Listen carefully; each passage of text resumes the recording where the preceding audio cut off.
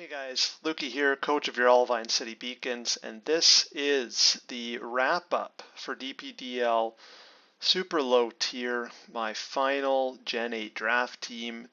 Don't want to, not going to go crazy here, just want to talk about, season performance. If you're watching this, I have, barring some unforeseen disaster from another player, forfeiting or quitting the league. I have missed the playoffs. It was super close. It'll be probably one of the best records for a sixth place person in a pool. But close only counts in horseshoes and hand grenades, boys. So it was a really fun season. A lot of ups and downs. Started so poorly. I lost my first three matches and only was 1-2 because my opponent had an illegal move set. Then I got kind of hot, won 3 in a row, and it came right down to the final match. And as it turns out, if you watched the last video with my match against Quite Gold, although I think I had a couple of plays that I could have done way better, it still came down to a roll on Rapidash and Masquerain, and maybe even several rolls with Crabominable. That's how close it was. Everybody was bringing heat teams every week. The final standings could not be closer. Yep, you can see. We do not. Okay, we don't have any standings on this page. That's fine. What you need to know is I missed the playoffs. So what I'm going to do, I'm going to roll quickly through my team, give a rundown on how they all did, and what I thought of them and what I could have done better. So first, honorable, maybe dishonorable mention to Braviary. I picked up Braviary because Toucannon got sniped on me, and it sucked because Toucannon played a role in my loss this week, and had a really clutch play for Quite Gold. Just a great value mon in low tier. I brought Braviary for some immediate power and for his typing, but I noticed that I was really weak to rock and really weak to flying moves. So with Steelix sitting around, I figured after 2 weeks and an 0-1 Braviary that I'd bring in Steelix. So now that he's out of the way, let's talk about Steelix. Steelix went 2-2. I only brought him twice. Arguably could have been in contention for the final match. Quite Gold definitely prepped for him. I'm not sure if he would have been the difference maker that I wanted him to be. Steelix, if you had asked me last season, I would have said Steelix should have been banned from super low tier. It's such a good glue mon. But here, it seems like, especially after his performance in the previous season where he was just running train on teams, including that hilariously broken 6-0 against James. I think everybody was really wising up to Steelix. They saw how teams were able to handle it. James's championship team did not have Steelix, nothing close. The really dangerous mons were the super strong special attackers, which Steelix doesn't handle well, and there's still so many good water types running around. So Steelix at 2-2, I think it did its job. I definitely didn't use it as good as I could have, and that's definitely a weakness of the team, where the theme at the top is I spent 35 points on Steelix and Chestnut, almost a third of my total budget, and I didn't get a lot of value out of them. So let's talk about Chestnut. Chestnut, I thought maybe should be a Pokemon that doesn't belong in this level. I was wrong. Chestnut has a lot going for it. Bulletproof's a great ability. It's really, really physically bulky. It is the ultimate stop to the physical ground types in the tier, although in hindsight, I can see why it plays better in higher tiers. because there are not many physical ground types. I hardly saw any. And when you're as especially frail as Chestnut, it can cause problems because a lot of things have coverage, and you completely melt to psychic types. So Chestnut I brought 4 times. I'm going to just update these numbers with the last match, just so you're aware those numbers are out of date here. A 1 in 4 kill death ratio. He provided some really good support at times. He kept me in and saved me in one match against Canava. The problem was that he was not an active participant a lot of the other times. He was very passive, and yeah, he saved me in that one match and ensured that I won because it shut down that belly drum polyrath. Go watch that video. That was an insanely fun match. But otherwise, really struggled. Yeah, I just never felt like it's never, because of its typing, it's never quite as bulky as you want it to be. It doesn't, even with 107 attack, it doesn't hit as hard as you want it to. Drain Punch is kind of its best fighting type move because you're not going to run, I don't think it gets close combat, and even if it does, you don't want to hurt its bulk. It had great support options, but at 17 points, I definitely think there are way better mons out there, way better grass types. I think for the amount that I got, out of Chestnut, I could have gone somewhere else for a bulky physical wall or better used Steelix, and brought in something like Eldegoss that went undrafted, or even Cradilly. Both great bulky grass types that can, Eldegoss doesn't love the physical grounds, but I think I really overestimated how prevalent they would be. They just didn't pop up, especially when I had Steelix. And then in the last match, Runerigus and the Lowland Dug Trio didn't show up, and I had Chestnut for that. So maybe in another universe, Chestnut, really shines, but not in this one. Next is Rapidash. I brought Rapidash 6 times. Rapidash went 4 and 3. Really liked Rapidash. I picked it because I wanted a physical fire type Pokemon that, I needed some immediate power, and I wanted that physical fire type for not getting burned by things. And Rapidash has a couple of really cool sets. It can go mixed, although the one time that I brought it mixed, it was completely dead weight. But Flash Fire and Flame Body give it 2 really good abilities. Both of them saw play this season, and both of them helped me out in matches. It definitely wasn't the cleanup machine that I was hoping, but definitely a Pokemon that was really worth its draft slot. The number of points fills such a useful niche, and a lot of teams really struggled with what Rapidash brought to the table on this tier. Next up is Cursula. Cursula, I would say, definitely in top 3 mons for me this season. 12 points. I think, quite frankly, it's underrated and underpointed. I brought it 5 times. It went 4 and 2. It just, I think it picked up a kill every time it showed up. It's such, I can understand why it doesn't see play in higher tiers, and especially in draft, because knockoff is everywhere. Poltergeist is not so prevalent, but that can be remedied, where I brought Cursula once without an item.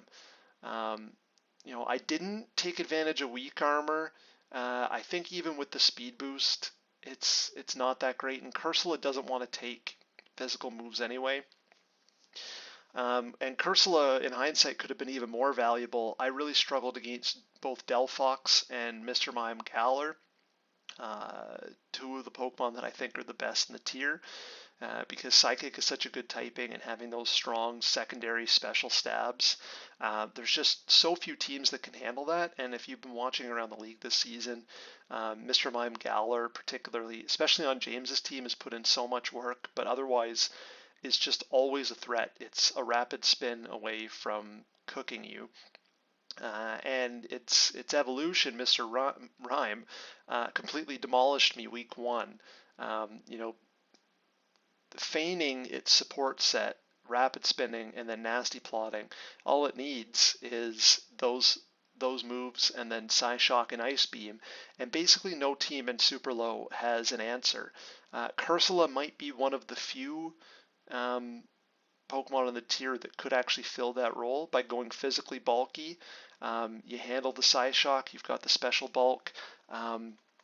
But this thing also, it can run choice specs, it can run assault vest. It just, the raw stats, especially this power level, that 130 special defense, that 145 special attack, means that you don't have to invest in it, and it just murders things. I really hope that Cursula is in Gen 9, because if it's in Draft League, even at higher levels, I will be jonesing to draft it. I think it's a mon with a lot of unexplored potential. Ludicolo. I picked Ludicolo because I love Ludicolo so much, and I think it's such a great mon. It's a mon that I have a lot of experience with, and I thought I knew how to get it in on my opponents. I only brought it twice. It went 0-2. And in the first week got completely walled by Marini. There's a lot of other weeks, I think even including this last match against Quite Gold, where Ludicolo could have shined. You know, his team was just passive enough for me to get in, get a rain dance, and start nuking things, but I didn't want to go so hyper offensive. That was probably a mistake, but Ludicolo has the potential to be one of the best Pokemon in the tier if you use it right, but it needs that chance to get in. And I gotta say, the quality of player, you know, in the closeness of all the matches this season, there were just so few chances, and it seemed like every team had a baked-in counter for Ludicolo, because its typing is really problematic, especially on Super Low, and there are not a lot of water types, good water types running around. And that's what it needs to come in on. And there's not a lot of good ground types running around, and that's also what it needs to come in on. And this team barely saw any of those. So, you know, and plus when I have Cramorant and I have Chestnut, Ludicolo, you know, just from the defensive synergy standpoint, you know, really just exacerbate a lot of the weaknesses on the team. And it's a Pokemon that needs more support than that. So unfortunately, while Ludicolo will always be one of my favorites, and I will probably keep drafting it in overused levels and Nat Dex tier, because it's a hard counter to Rain, and is a great low tier mon that can play up. In Super Low, in the environment where you'd think it would have more of an advantage, it was disappointing for me. Next up is Claydol. Claydol, somehow I only brought Claydol 3 times. That seems wrong. Claydol was great in every single match I brought it. Against Kanava, it was easily the MVP. The Future Sight set really just broke him down, gave me an early advantage. Claydol's versatility and its typing, I think I was underexplored on this team, because it has basically perfect synergy with Mawile.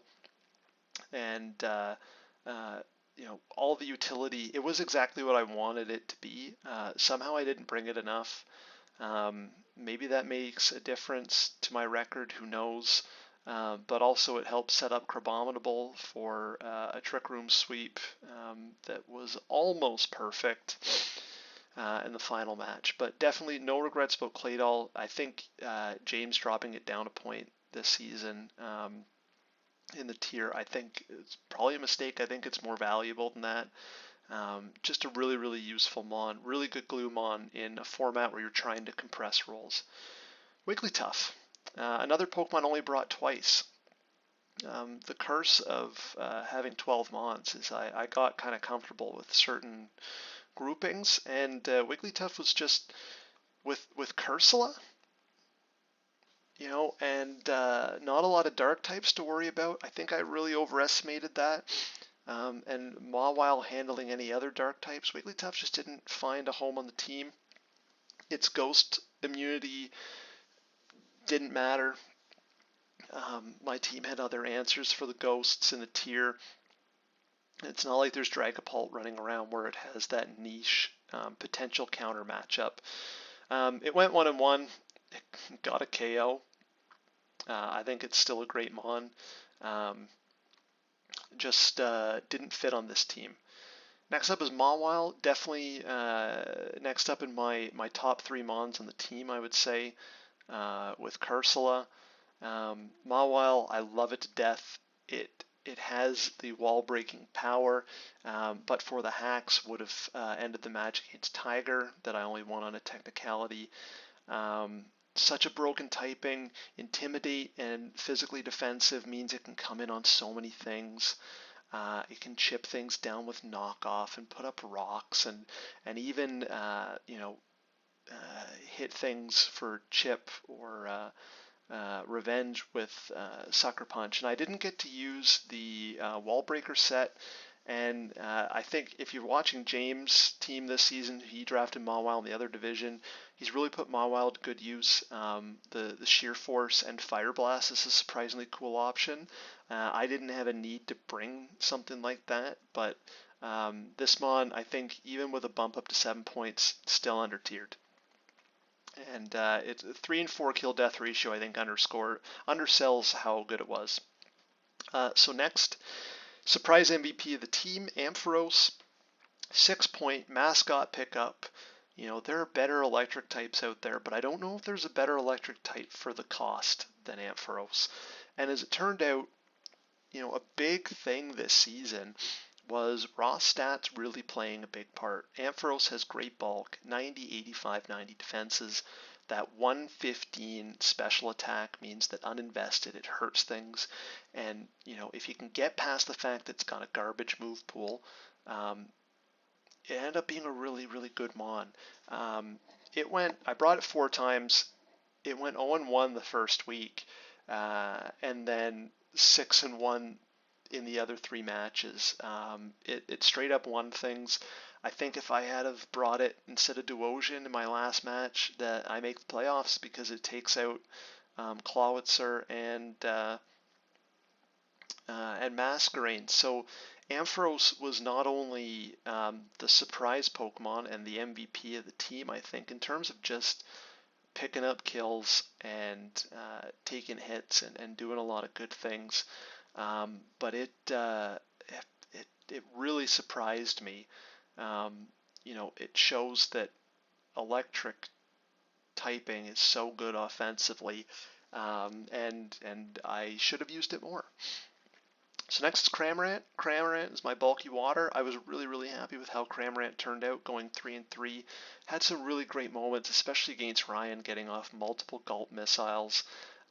This thing, you know, he struggled at times because he's a bulky water that can't take physical moves. But, you know, Surf, Roost, Defog, the only moves you really need on it, and it's got such a great ability, and it's at a power level at this tier where it can do some damage, and no regrets, happy I picked him, worked out really well, loved him. So final 2, we'll make this quick because these guys didn't appear often. They each appeared twice. Crabominable actually finished 2 and 2. The first time I brought him to be a Assault Vest and he did nothing. And the second time I managed to get a pretty decent Trick Room wall breaking session in with him. He needs the support. He needs something like Claydol to bring him in. But Crabominable, you know, in that case, really showed off what it can do in the right situation. The only problem was I maybe went for it a bit too early, and you know, you really have to decide that, yeah, sure, I'm picking up things to KO, but are they the things that my opponent really cares about? And even though I got, you know, 2, almost 3 Mons down with it, you know, they weren't the most valuable members of his team.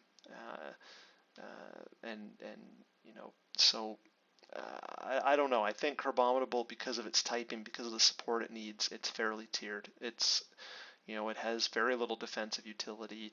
It just is one of those low point mons that if you can squeeze it in on a generous budget and have the Trick Room support, that I think a more skilled player than I could definitely put in the work. And then there's Duosion. I wanted to give Duosion a chance. It's got that great 125 special. You know, it's barely weaker than Kursla, and with the problem is, and Duosion probably cost me my season, is you know you need like this thing has to set up. The stored power set requires like perfect circumstances, and the thing is, in low tier, there's a lot of slow but super powerful Pokemon that can just rip through things, and Duosion just cannot take a hit unless it's set up, even with Eviolite. And I just didn't have the team or the circumstances to support it, so it went 0-2. I mean, it was a 3-point mon, but it shouldn't have come more than once. Bringing it twice when all these other guys had been putting in more work during the season. It was a fun experiment. I hoped it could have worked out better. I think there is potential, more potential in a Regenerator Future Sight set that just pivots around and pairs up with something else to break through teams. It just wasn't my team. So anyway, that's a rundown of all 12 plus 1 mons that I drafted this season. Again, it was really, really fun. I've really enjoyed my time in this league. I'm sad that Gen 8 is over for me. But good luck to everybody in the playoffs. I'm probably going to take a bit of a break in any event to play the new games and see how the meta develops. But I'll be back, and if there's a low tier in the DPDL, you're going to see me. So anyway, guys, if you liked the video, leave a like, subscribe, because I do plan on come back. My draft league career is not over. I'm just taking a little break to enjoy the new generation, and we'll see what happens maybe in the new year. And if you want to chat about some of the new well, actually don't, because I'm avoiding spoilers, but if you want to chat low tier, talk over some sets, send me a message. Be happy to help you out, bounce some ideas off me. Anyway, thanks for watching, guys, and we'll see you next season.